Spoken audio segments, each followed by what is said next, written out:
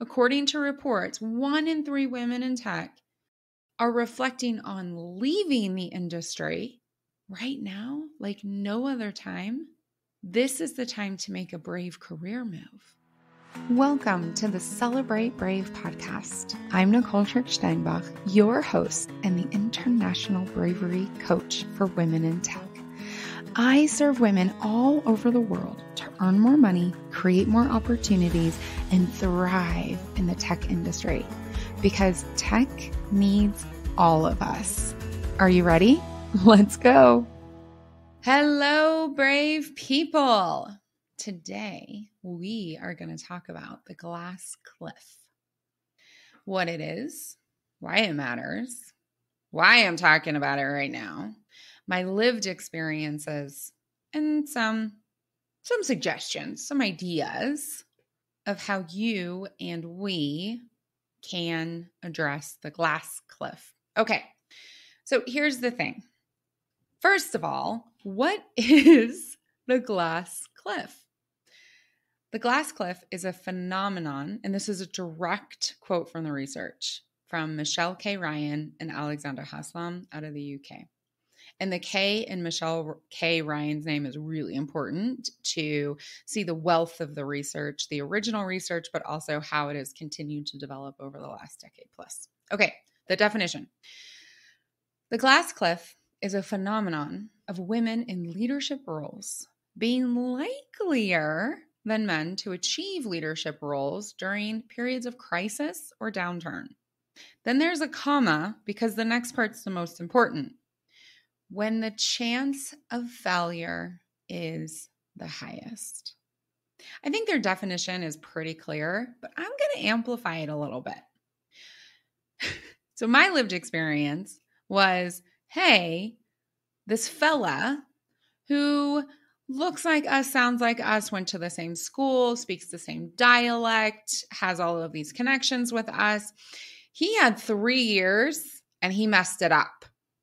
Now we're in a situation where we have got to reach compliance, outcome, client success, etc.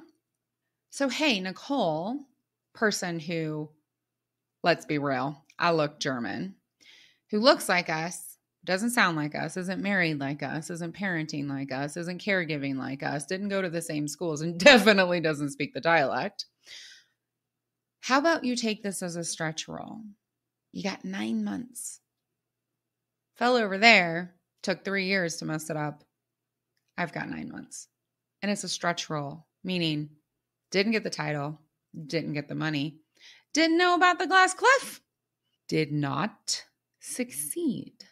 I did not succeed. That was one of the 2 very clear situations in my career that were absolutely examples of the glass cliff. There were others, not as clear, and or I just got it done and was successful, but I've had 2 experiences in my career of the glass cliff. So I know of that which I speak. And before anybody gets super demotivated, I still had an awesome career. I've been to over 25 countries for work. I love what I do. I have relationships that go back 15. In fact, one of them, professional relationships, goes back 20 years, which both makes me very impressed, but also feel very old. And it is a part of our experience right now. So the glass cliff is when women have the opportunity to step into a leadership role in periods of crisis. Hello, 2020, 2021. Probably 2022 in many places in the world, all the way up to 2025, or downturn. Do I need to say more? Downturn. When the chance of failure is the highest. And if that doesn't kind of sum up our experience here in 2020, 2021, most likely 2022 and beyond, no matter which industry you currently serve, no matter which industry, it has been a tough period of time. Can't say a year anymore because it's it's longer. And for us, who are in the tech industry or close to tech in a different industry. Holy moly, kind kitties, are there an astonishing number of opportunities exploding in the market. It's incredible. It is incredible. One of my clients was saying they don't even have the opportunity to check the job postings, ensure everything is without gender or race biased language. There's some great technology and research out there about how they do that, before the posting is actually set to get pulled down, because there are so many opportunities in actual tech companies, in the full tech stack, but also in other industries that this experience has finally shown the fellas in power that they can hire as many people around them as they want to, but the folks who actually get the work done rely on tech, and they better get their poo-poo together. They better integrate that tech. They better make the user experience better. They better make sure that it's stable, that their clients can use it, and that it's usable everywhere. So y'all, the astonishing number of opportunities. So there's all these stretch opportunities for people who are in the same company and for whatever reason don't want to leap out. Stretch opportunities. Remember what I said about my stretch opportunity, right? It was actually a glass cliff. There is visibility opportunities, because you don't have to be in headquarters to do headquarter level work anymore. And side note, if you're at a company that is now talking about forcing people back into the office, go somewhere else. Bah. That is just nonsense based on control and insecurity of their own leadership. Back to the glass cliff. And relocations, individuals who are reflecting on a relocation back, quote unquote, home, whatever that means to them, and or into a low-cost area, a small town, because you can do headquarter level work anywhere. Why not? Why not? But the one that I'm going to focus on right now are the transformational roles. Another thing that I'm hearing from so many organizations, leaders, connections, clients, etc., is that brand new product and people, leadership and expertise roles are being approved than ever before. Roles that have never existed, that are focused on transformation of a product, of a system, of a process, of an organization, of a strategy, than ever before. So right now, right when 1 in 3 women, according to reports, 1 in 3 women in tech are reflecting on leaving the industry, right now, like no other time, this is the time to make a brave career move. It's also the time where we are facing the biggest glass cliff shared by the most people for the longest time at any time in history. And by people, I mean people who have not been in traditional roles of power, and that includes women. The opportunity for life-changing professional growth is an enormous tension and dichotomy with the agony of never, ever, ever, ever, ever before extreme personal demands. And as the world has transformed, especially for mothers, for caregivers of our elders, for senior level women, for Black women, we have never experienced so much disruption and so much opportunity at one time. And this is an enormous, enormous glass cliff. I shared on an earlier podcast my proven how to make your next promotion inevitable process. And inside of that, you got to know that you can't make your promotion inevitable or your success inevitable. Inside of the system you are right now, sometimes you have to decide, this is going to be my on-ramp. I am making this happen. I'm staying in tech and I'm going for a huge transformational role, or I'm relocating. And then you got to figure out how to make it happen. And it might not be with your employer. It might not be with your function. It might be something you have never imagined. And it's gorgeous. So the glass cliff and lived experience. I shared quickly the one where I failed. I discovered later that the sponsorship, the person before that had failed, wasn't available for me. In fact, I didn't even know to ask about the sponsorship. The budget, while bigger, was not enough for a turnaround. I didn't know. I didn't know to ask. I didn't know to talk about that. I didn't know to research it. And I also learned,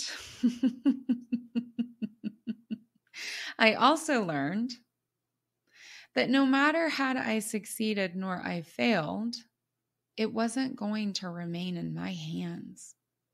Now, that last one, that was just immoral and unethical. And I hope that that wakes up the person and the people who drove that at night every once in a while. Not every night. I'm not that rude. Just every once in a while. Because I didn't know the questions to ask. I got pitched a really cool opportunity, and I asked the questions for an individual contributor stepping into a role that was incrementally growing. But I didn't know the questions to ask when things had gone to hell. Things were on fire. Poo-poo had hit the fan and was all over the room. I didn't know the questions to ask. I didn't know the relationships to build. I didn't understand how to shift the reporting. And because of all of that, and quite frankly, neither did the people who were actually at the end of the day accountable for the success of this effort. And if they did, well, then that was really crappy of them not to actually support me. When you're given an opportunity for a big step forward, when you deserve it, when you've earned it, you still may not know exactly what to ask. You may not know what to suss out, and that's okay. Hundreds of people have been there before you. When it comes to the glass cliff, here are some initial suggestions, and I really hope that people who've experienced this will send some of your experiences, and if you have a story you want to share, I'd love to have you onto the podcast. So here are some suggestions. Number 1, what does success look like in 4 months? Normally, I suggest 6 months or 12 months, but in a turnaround situation, in a glass cliff situation, you got to be more tight. And no matter what the answer is, how is that data collected? Who controls that data? Who decides what the report looks like? And how is that reported out? Another glass cliff aspect. So on a scale of 1 to 10, how much change are you looking for? And then I want you to break that down, please, into tech or systems, processes, standards, and people. Because if you run into a situation like so many other women on the glass cliff, one of the biggest things that needs to change are the people. In my glass cliff situation, the one that I failed, the person in finance genuinely had an issue with women. Genuinely. He told me this. He told me this straight out. But there was a relationship dynamic there where he wasn't going anywhere.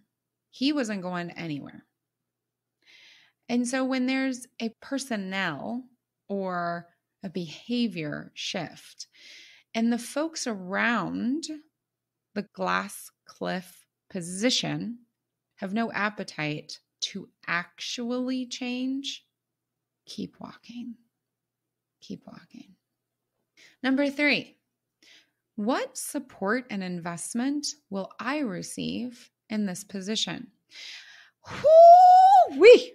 I didn't know to ask this for way, way, way too long.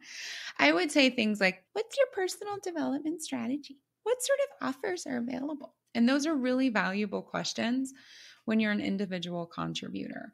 But when you are in a position with a great opportunity for failure, when you are the first of your kind, or maybe, the first 10 to step into this type of role in this situation, in this infrastructure, in this company, in this organization, that's not enough. Who do I have access to? How early does coaching begin? Do I choose my own coach? What kind of assessments are available for myself and for the people around me? Do I have an HR person with a name assigned to me? How much of their time is available to me? What is the conflict resolution process? How does escalation work, especially in a matrixed situation or a shared board situation? How does conflict resolution happen? How often is budgeting done? If budgeting is done every year and you're in a transformational role with a high risk of failure, keep walking. These are the types of questions in the interviewing cycle, which is a conversational cycle where they want you and you want to grow. They want your skills. They want your insight. Perhaps, especially now, they want your identity. We see all kinds of announcements about specific identities stepping into specific roles for the first time ever. Never mind their skills. Anywho, I'm holding that rant back. So those are some of the initial questions. But what if a glass cliff situation just gets thrown onto your desk? So that's what happened to me in my second very clear glass cliff situation. It just kind of got thrown onto my desk, right? Because success leads to more work in unhealthy organizations and management situations. So here are some of the things that worked for me in that situation. I had a lot of end user conversations and interviews. I also had the 2 most junior people on my team sit in on those and create, and this is going to sound really simple, and create a word cloud as well as a detailed report. And then I sent them out to talk to even more end users. I want to stress that this project, this Glass Cliff project, this was not a tech end user. This was a process and change end user. And with every iteration, I got 5 minutes. And when I say every iteration, I believe it was every other week and sometimes every week. So I had 2 people out there, and this was their job. They were talking to end users. They were interviewing them, and then they were updating the report, updating the statistics, updating the word cloud. And every other week, I would throw it up for 5 minutes. And that was my update. This is what our end users are saying. This is what our end users are saying. This is what our end users are saying. This is what our end users are saying. And here's the stats. Over and over and over again. This is what it would cost to do this. And this is the budget I have because you guys budget annually. Makes no sense in a transformational situation. I worked with a coach outside of the company, and I worked with a coach inside of the company. I did a lot of therapeutic work at this point in time, and I spent a lot more time than anybody wanted to see me spending in asking questions and dropping names. Usually I'm not a huge fan of dropping names. However, in situations where you're basically set up to fail, make that network in every single room. Bring the network in and say, I've invited so-and-so as an extra guest to our meeting so that they can have an even better view of how we're working to serve them. Build your rugby team. Have you ever seen a rugby team? And rugby, I can't actually watch games because it's too much for me. I get too worried about everything. I don't watch American football either. But have you ever watched them rush? Have you ever watched them pile up? I'm sure there's an informal word for it. That's what you want to do. You want to be running at the spear at the top and bringing lots and lots of names into that space. Here's the other thing.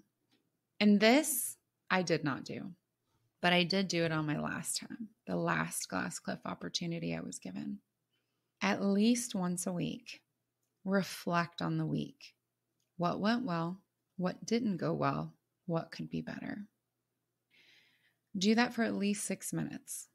Why? You can do it into your voice recording and then delete it. You can write it in a personal journal.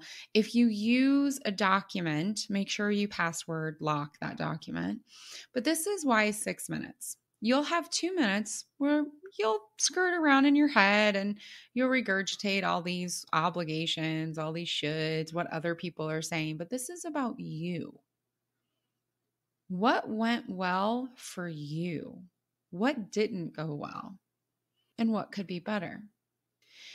You'll spend about 2 minutes, between your head and your heart, and you'll be lying to yourself and ignoring those things that make you feel uncomfortable because that's what we do. We're humans. It's part of the process. And it's those last 2 minutes, and you can do it with bullet points, like I said, a voice recorder, whatever. It's those last 2 minutes where a good 95% of the people who do this exercise, either with me or on their own, where they reach into the juicy, the true, the instinctual, the soul answers that are unique only to you. And why do I want you to do this? Well, I want you to do this all the time. I'll tell you that my clients who build this and their positive intelligence skills and their SAGE skills, they leap forward time and time and time again, and they really enjoy their lives, right? But why do I want you to do this inside of a glass cliff? I want you to do this inside of a glass cliff because you need to know when it's time to walk away. When it's time to walk away. Glass cliffs are called a cliff because you fall off of them. I'm sure everyone listening to this has stood at the edge of a cliff. Did you just spontaneously fall off of it? Probably not. Would you have just randomly jumped? Or would you need a push to fall off of it? When you take these 6 minutes, at least 6 minutes, at least once a week, you will see the hands, the norms, the processes, the systems that are inching you closer and closer and closer to push you off the glass cliff. It's okay to stay. It's okay. And it's okay to jump. Jump onto a different rock. Jump onto a passing eagle. And it's okay to go around that which is pushing you towards the edge of the glass cliff and walk back down the cliff. Without reflection, you're not going to see what your options are, how close you are to the edge, and what you want to do. You're just going to put your head down and do a really, really good job. And maybe you'll succeed. And maybe you'll be like me, and one time you got pushed. And maybe you'll be like me, and one time it wasn't worth it at all. Without reflection, you'll stumble into it. With reflection, you'll make a conscious choice. And that's the power of the glass cliff for you. Standing on the shoulders of your ancestors and being a good ancestor to the generations behind. The glass cliff. Know about it, identify it, be clear about when you're on it, and know when it's time not to be anymore. Take care. Thank you for listening to this episode of the Celebrate Brave podcast. If you're ready to build your brave, to live a life you love, and create a career that matters to you, reach out. Together, we can spend time one-on-one to explore how I can help you. And until then, share this episode with people in your life, people who can join our movement to redefine brave, how we identify it, experience it, and celebrate it.